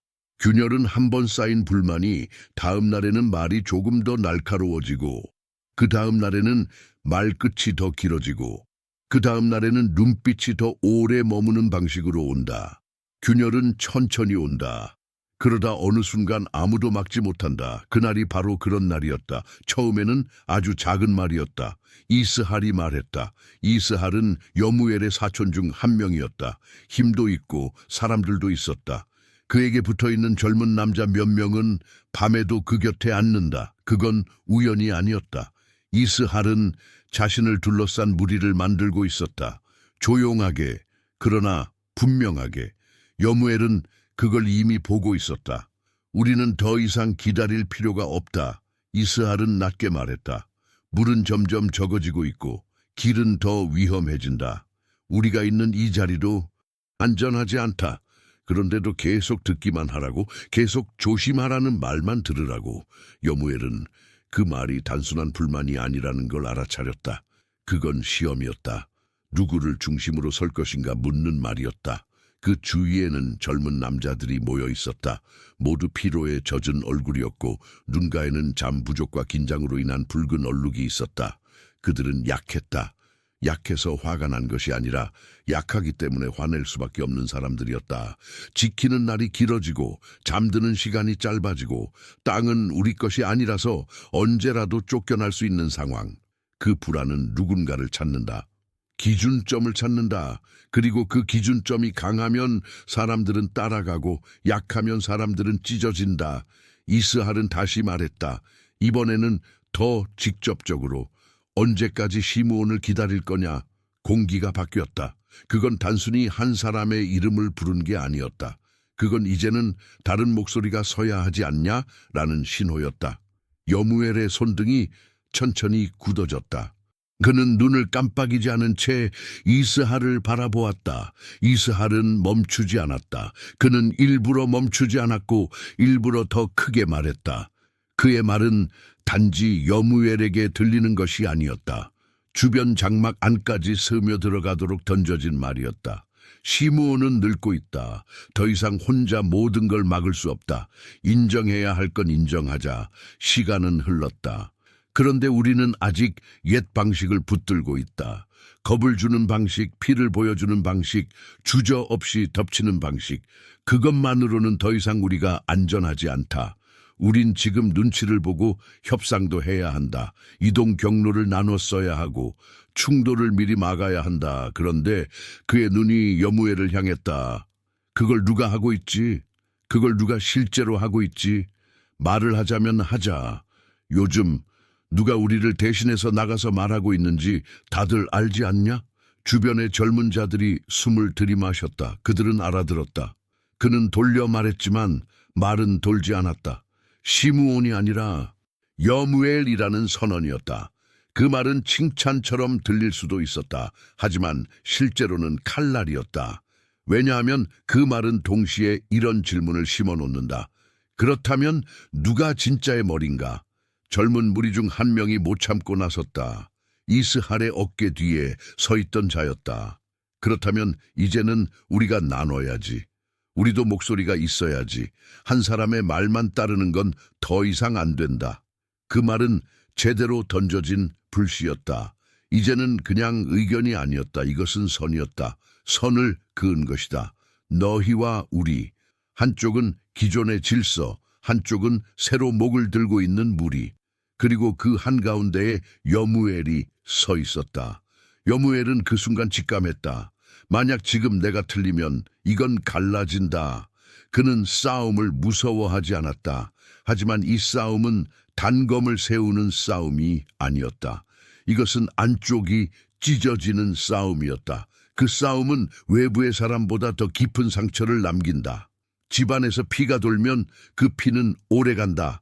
세대까지 따라간다. 그는 그것을 원하지 않았다. 그는 천천히 앞으로 걸어나갔다. 그리고 아무도 예상하지 못한 행동을 했다. 그는 이스할과 마주선 자리에서 무기를 잡지 않았다. 팔을 벌리지도 않았다. 어깨를 세우지도 않았다. 대신 그는 무릎을 굽혔다. 몸을 낮췄다. 아주 분명하게 낮췄다. 그것은 굴복이 아니었다. 그것은 자리를 만드는 행동이었다. 지금 이 순간 나는 너의 적으로 서지 않겠다는 선언이었다. 그 행동은 모든 긴장을 잠깐 멈추게 했다. 왜냐하면 아무도 그 방식으로 대응할 거라고 생각하지 못했기 때문이었다. 이스할조차 살짝 멈칫하며 눈썹을 올렸다. 여무엘은 낮은 목소리로 말했다. 이스할, 네가 틀렸다고 말하지 않겠다. 왜냐하면 네가 한 말 중에는 진실이 있기 때문이다. 그 한 문장은 즉시 이스할의 어깨에서 힘을 살짝 떨구게 했다. 왜냐하면 그것은 부정이 아니라 인정을 담은 첫 문장이었기 때문이었다. 사람은 완전히 부정되면 싸울 준비를 한다. 그런데 인정되면 싸울 명분이 순간 약해진다. 여무엘은 계속 말했다. 아버지는 예전처럼 움직이지 못한다. 그건 사실이다. 그리고 우리는 더 이상 예전처럼 살 수 없다. 그것도 사실이다. 너는 그걸 말하고 있다. 나는 그걸 부끄럽게 여기지 않는다. 그 주변에서 조용한 탄식 같은 숨이 흘렀다. 모두가 들었다. 여무엘은 아버지를 깎아내리지도 않았고 아버지의 시대를 계속 붙들자고 하지도 않았다. 그는 현실을 말하고 있었다. 감정이 아니라 상태를. 이스할은 그를 똑바로 바라보고 있었다. 그러면 이 한마디는 도전이자 초대였다. 내 자리에서 말해봐라. 네가 진짜라면 이 순간이 증명이다. 그의 눈은 그걸 말하고 있었다. 여무엘은 일어서지 않았다. 아직 몸을 낮춘 자세 그대로. 그러나 목소리는 더 깊고 더 명확해졌다. 나는 누구 위에 서지 않겠다. 그 말은 짧았지만 무거웠다. 한순간 조용해진 공기 속에 그 말은 그대로 가라앉았다. 이스할의 표정이 미세하게 바뀌었다. 그게 도망인가 아니면 선언인가? 그가 판단하지 못하고 잠깐 멈춘 것이다. 그 잠깐이 기회였다. 여무엘은 이어서 말했다. 나는 우리 위에 서려는 사람이 아니다. 나는 우리 사이에 서려는 사람이다. 그 말은 이스할이 계산하지 못한 문장이었다. 나는 우리를 한 덩어리로 붙들어야 하는 사람이지 한쪽 편의 칼이 될 생각이 없다. 내가 너와 맞서서 이긴다고 해서 우리가 안전해지는 게 아니다. 내가 너를 꿇게 만들어서 얻는 건 내 자리를 위한 승리일 뿐이다. 그런데 내 자리가 커질수록 우리 안에 금은 더 깊어진다. 우리가 찢어지면 피는 밖에서가 아니라 안에서 흐른다. 그 피는 잊히지 않는다.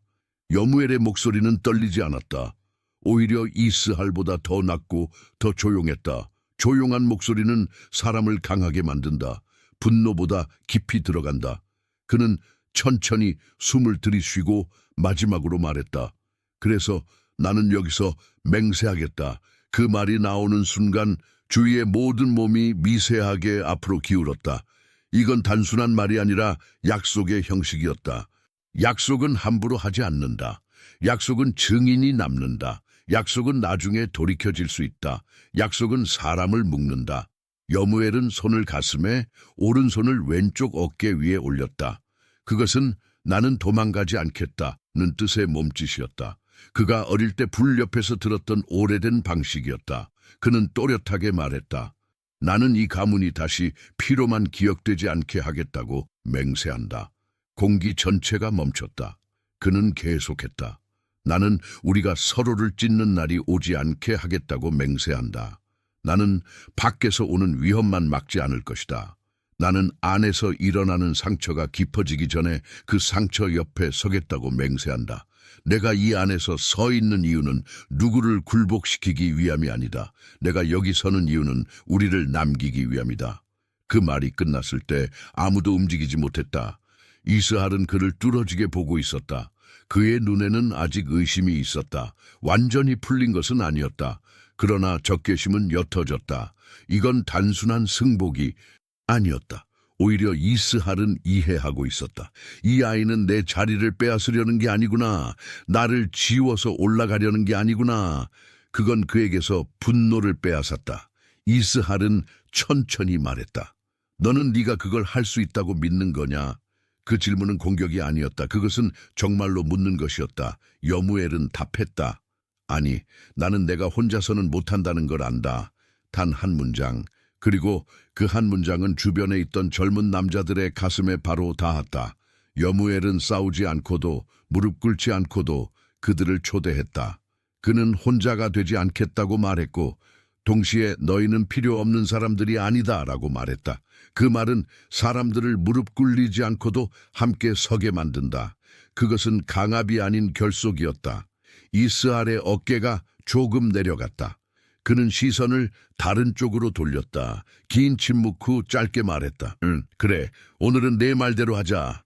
그 순간 장막 안의 공기가 바뀌었다. 그것은 외침이나 박수 같은 소리가 아니었다. 더 조용한 것이었다.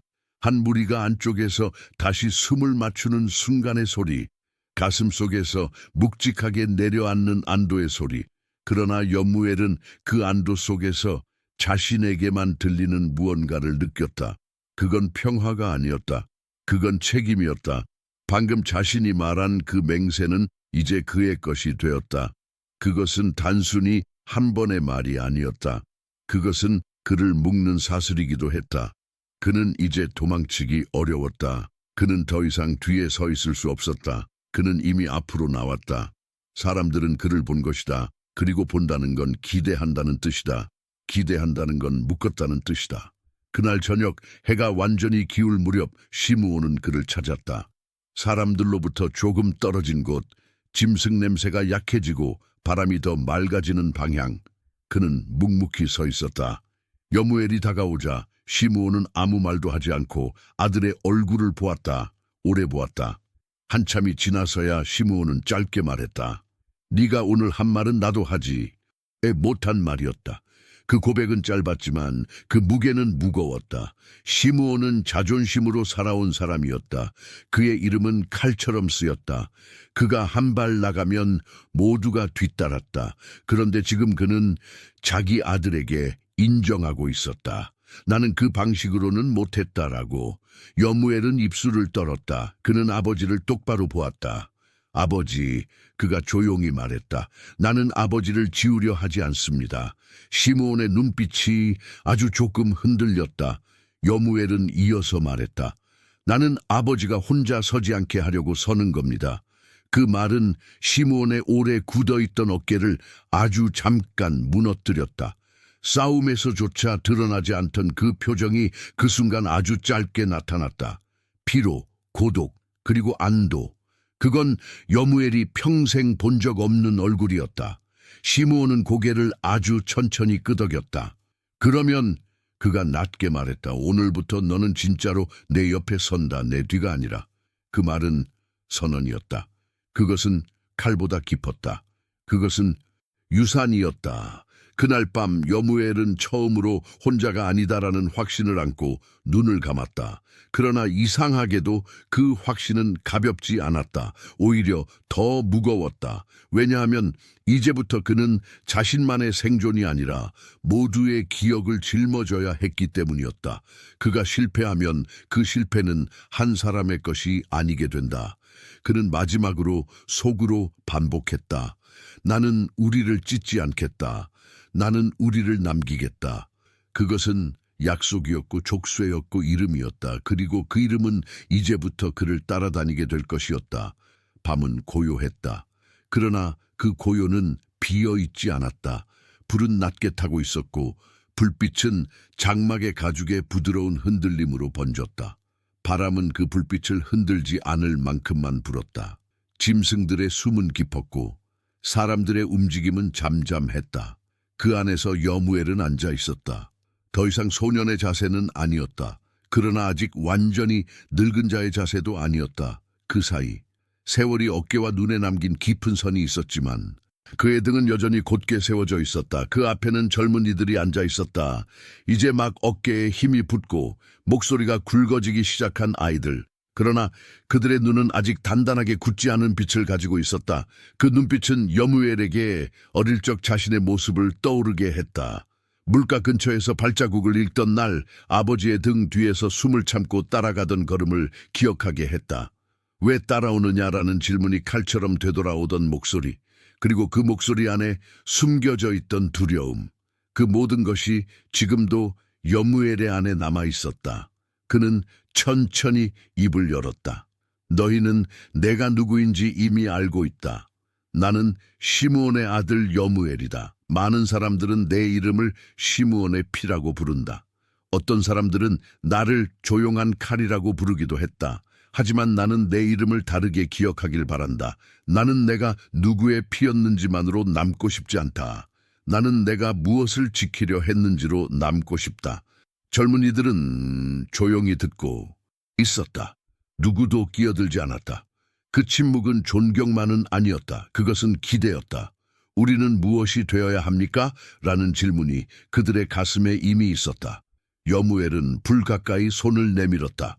손등엔 세월이 남긴 흉들이 있었다. 상처만의 흔적이 아니었다. 막아낸 것들, 말로 멈춘 싸움들, 내부의 피가 흐르지 않게 하기 위해 몸으로 가로막아 섰던 순간들. 그 모든 것이 그의 손에 자국처럼 새겨져 있었다. 내가 어렸을 때 나는 강해지면 모든 것이 해결된다고 생각했다. 그는 조용히 말했다. 강하면 누구도 건드리지 못한다. 두려움을 주면 누구도 가까이 오지 못한다. 그렇게 생각했다. 나는 그런 남자들을 보며 자랐다. 고개를 숙이지 않는 사람들, 칼을 먼저 뽑는 사람들, 한번 찍어 누르면 아무도 다시 고개를 들지 못하게 하는 사람들. 나는 그들을 존경했다. 나는 그들이 우리를 지켜준다고 믿었다. 그는 잠시 말을 멈췄다. 불빛이 그의 얼굴의 주름을 따라 미세하게 움직였다. 그리고 그 믿음은 잘못이 아니었다. 그 말을 들은 젊은이들 중 몇 명은 놀란 듯 여무엘을 바라보았다. 그는 계속 말했다. 나는 거짓을 말하지 않겠다. 그들은 정말로 우리를 지켰다. 외부의 사람들, 우리를 얕보거나 우리 것을 빼앗으려고 왔던 사람들, 우리를 짓밟아도 아무 대가를 치르지 않을 거라고 생각했던 사람들, 그들이 우리를 건드리는 순간 피는 흘렀다. 그리고 그 피 덕분에 우리는 살았다. 그것은 진실이다. 나는 그것을 부끄러워하지 않는다. 그는 잠시 숨을 들이쉬었다. 천천히, 깊이. 하지만 그는 낮게 말했다. 그 피는 우리를 살리면서 동시에 우리를 바꾸었다. 젊은 이들의 시선이 더 가까이 다가왔다. 불은 조용히 탔다. 모래 위로 춤추는 붉은 흔들림이 얼굴마다 닿았다. 힘은 적을 막는다. 하지만 힘만 있는 사람은 결국 친구도 막는다. 사람들은 그 곁에 서지만 마음을 열고 서지는 않는다. 그 남자는 존경받지만 그 남자는 혼자다. 그는 그 말을 하며 아버지를 떠올렸다. 시므온의 등을, 밤의 긴장 속에서 서 있던 그 어깨를, 아무 말 없이 장막 바깥을 지키던 그 눈빛을, 그리고 아무도 보지 않을 때만 드러나던 피로를.